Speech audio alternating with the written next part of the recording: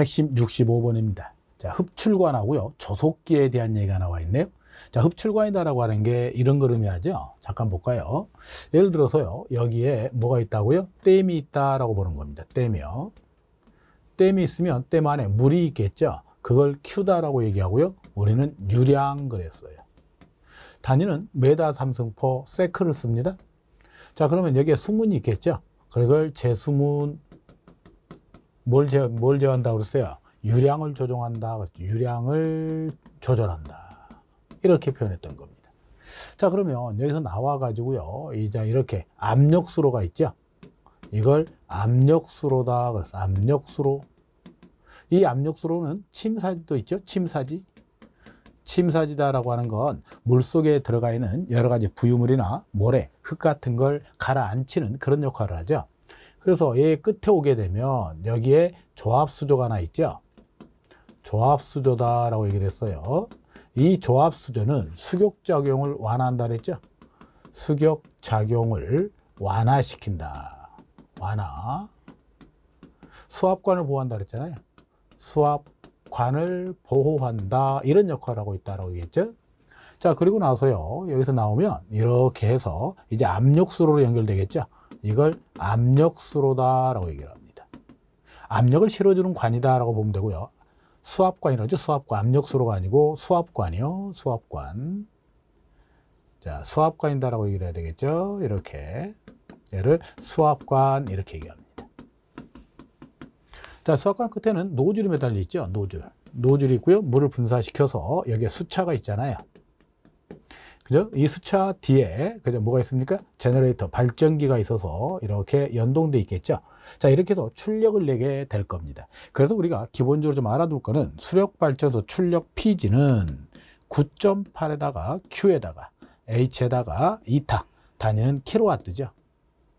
그래서 얘는 유량을 의미하는 거고요. 유량. 얘는 유효 낙차를 얘기합니다. 유효 낙차요. 단위는 메다겠죠. 얘는 효율입니다. 그런데 이 효율을 얘기할 때요. 수차의 효율을 2타-T, 발전기의 효율을 2타-G 뭐 이렇게 주게 된다면 여기는 2타-T에다가 그대로 2타-G를 이렇게 곱해서 이렇게 얘를 표현해 줘야 될 거예요. 자, 이게 수력발전소의 출력에 대한 얘기입니다. 자, 이제 우리가 하고자 하는 건 흡출관에 대한 얘기죠. 자, 흡출관에 대한 얘기를 잠깐 보도록 할게요. 자, 이렇게 해서 여기에 뭐가 있냐면 버킷이라고 그러죠. 버킷. 물을 받는 거죠. 물을 분사를 시키면 그걸 이 버킷에다 때리게 되죠.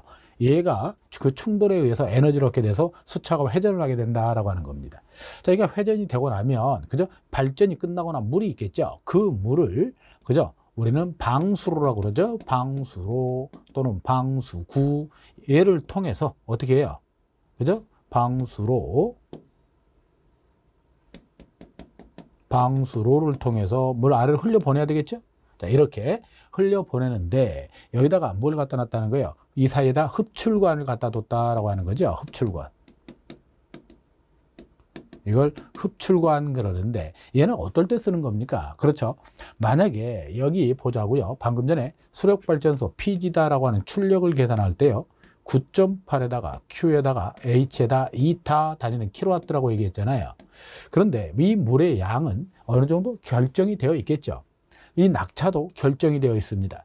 효율에 대한 개념들이죠. 자, 얘가 고정이라면 출력은 늘 일정하겠죠. 그런데 만약에 이 출력을 높이고 싶다면 낙차를 늘리든지 또는 유량을 늘리든지 해야 되는 어떤 대안이 필요한 거죠. 자, 그렇다면 우리가 여기 낙차, 그죠? 얘를 지금 낙차라고 얘기하고 있죠? 낙차. 얘를 유효 낙차만 쓴다고 그랬어요. 얘를 H메다 이렇게 표기하는 겁니다. 자, 물이다라고 하는 건 한번 떨어지기 시작한 물은 좀 더 빠른 속도로 떨어지려고 하는 성질이 있다. 우리는 그걸 중력가속도 9.8 이렇게 얘기하잖아요. 물의 양을 Q. 그래서 이런 식으로 만들어낸 건데 만약에 낙차가 작다면 출력이 떨어질 수밖에 없죠. 그죠? 출력이 떨어지게 된다면 여기에서 이 이동하고 있는 이 물의 속도를 그죠? 여기서 빨아들이면 좀 더 빠른 속도로 물을 끌어당기면 유속이 빨라질 거란 얘기입니다. 유속이 빨라졌다는 얘기는 낙차를 늘려주는 그런 효과가 있겠죠. 그래서 우리가 흡출관이다라고 하는 얘를 뭐라고 얘기하느냐? 낙차를 늘려주는 효과가 있다. 낙차를 늘리는 효과가 있다. 이렇게 표현을 하고 있는 거예요. 자, 꼭 좀 숙지를 하셔야 됩니다. 그래서 이 흡출관은 어디에만 써요? 그죠? 반동수차에만 쓰죠. 반동수차. 낙차가 적은데. 낙차가 적은 수차, 반동수차에서만 흡출관이다라고 하는 게 반드시 필요하게 됩니다. 우리는 이와 같은 구조를 갖고 있는 걸 충동수차라고 얘기하죠. 충동수차요. 충동수차다라고 얘기하는데 이 대표적인 게 펠턴이죠. 펠턴. 이런 걸 펠턴 수차다라고 얘기를 해요. 이 펠턴, 즉 충동수차는 낙차가 300m 이상이 됩니다. 300m 이상이요. 그래서 여기서는 그저 낙차를 늘려줄 필요가 없는데 반동수차에서는 낙차가 너무 작아서 흡출관을 둬가지고 물의 유속을 빠르게 끌어당기는 효과가 있다. 그래서 낙차를 늘려주는 효과가 있다라는 표현을 쓰고 있는 겁니다. 이게 흡출관에 대한 얘기가 되죠. 꼭 좀 알아두실 거. 반드시 반동수차에는 뭐가 있어야만 한다? 흡출관이 있어야만 한다는 사실을 반드시 기억하셔야만 합니다. 자, 이제 조속기에 대한 얘기를 잠깐 보도록 하죠. 조속기다라고 하는 게 나와요. 조속기요. 이렇게 보시면 이게 될 것 같아요. 여기에 발전기가 있습니다. 그죠? 여기에 뭐가 있어요? 가버너가 있죠. 가버너. 이걸 조속기다라고 얘기하죠. 얘를 조속기라고 얘기해요. 여기에 발전기가 있다라고요. 가운데는 터빈이 있겠죠. 자, 여기에 이제 부하가, 그렇죠. 여기에 부하가 있습니다. 그 발전기와 발전소와 부하는 이렇게 연결되어 있을 거 아니에요? 그런데 이 부하가 예를 들어서 급감을 합니다. 급감을 했다라고 하는 건 이 발전소의 출력, 즉 유기 기전력이라고 그러죠. 기전력 E가 4.44 F파이 NO가 되겠죠. 그러면 부하가 줄게 되면 회전 속도가 빨라지게 됩니다. 그렇죠? 회전 속도와 주파수는 비례하는 관계니까 주파수가 증가를 하겠죠. 그렇게 된다면 기전력 E가 그죠? 많이 발생을 할 수밖에 없는 거잖아요. 그래서 발전기 단자 전압이 상승을 한다는 얘기입니다. 단자 전압이 상승을 할 거다. 이런 문제가 생기죠. 그럼 결국은 뭐가 되나요? 변압기의 절연이 파괴가 되겠죠. 자, 이런 문제가 생기게 되니까 우리는 이런 문제가 생겼을 때 조속기로 하여금, 그죠? 조속기가 뭐 하는 겁니까? 속도를 조종하는 거죠. 조절. 속도를 조절하는 걸 뭐라고 그런다고요? 우리는 조속기 그러는데, 조속기다라고 하는 건 우리가 수력 같으면 뭐를 가지고요? 물의 양이죠. 물.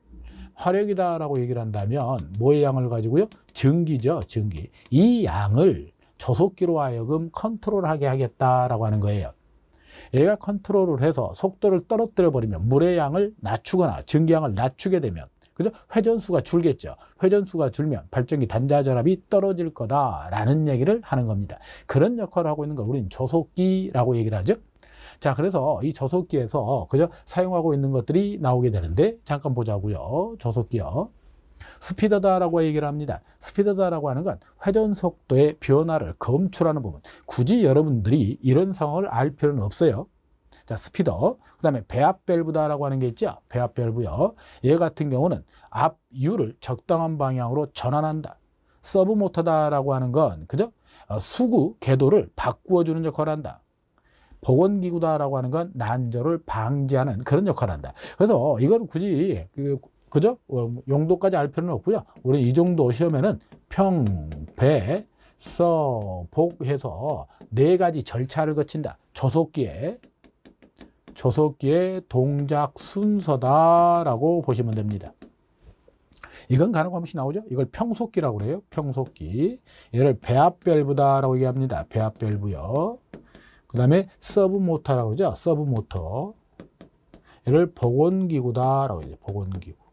자, 이렇게 표기를 하는 거예요. 그래서 평속기를 스피더라고 표현합니다. 그래서 우리가 순서가 얘가 1번, 그 다음에 얘가 2번, 얘가 3번, 얘가 4번 순서로 작동을 해서 조속기가 속도를 조절할 거다라고 하는 겁니다. 자, 이런 정도의 얘기를 알아두시면 이해가 될 것 같아요. 자, 다음을 보면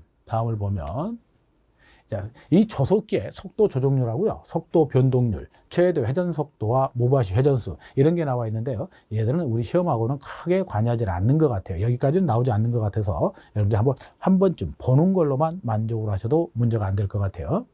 자, 다음으로 한번 보도록 하죠. 흡출관을 쓰는 목적이 뭐냐? 우리가 흡출관이다라고 얘기했죠. 방금 전에 흡출관 그랬어요. 흡출관이다라고 하는 건 어느 수차에서 필요하다고요? 반동수차에서 반드시 있어야 될 것이다. 그러면 반동수차는 낙차가 적다고 그랬죠. 낙차가 적다. 이 반동수차에서요, 낙차가 적은 게 뭐가 있어요? 원통형 수차 있죠. 원통형 수차. 얘 같은 경우는 15m 이하, 15m의 높이에서도 우리가 발전을 하죠. 이와 같이 낙차가 작다 보니까 그래서 출력이 떨어질 수밖에 없는 구조를 갖고 있죠. 그래서 흡출관을 대서 물의 속도, 유속을 빠르게 하겠다라고 하는 거고요. 그 유속이 빨라짐으로 해서 결국 낙차를 늘려주는 효과가 있다. 이런 표현을 썼던 거죠. 그래서 흡출관의 역할이 뭐냐라고 묻는다면 낙차를 늘려주는 효과가 있다라는 얘기입니다. 낙차를 늘리는 효과가 있다. 그래서 반드시 반동수차에서 사용해야 된다. 답은 2번 항으로 체크하는 게 맞죠. 다음으로 한번 가보도록 하죠. 부하 변동이 있을 경우에 수차 입구에 밸브를 조작하는 기계식 조속기에 대한 얘기입니다. 조속기죠? 회전수를 조종하는 거라고 그랬잖아요. 회전수를 조절하는 걸 얘기합니다. 조종하는 거, 조절한다. 뭐 이렇게도 얘기가 되죠. 자, 동작 순서 같은 건 평배서 보기라고 그랬죠. 평속기, 스피드라고 불렀던 겁니다. 평속기가 있고요. 자, 평, 배, 그죠? 서, 복해서 3번 항을 답을 해야 되겠다. 이건 조속기의 동작 순서를 말하고 있는 겁니다.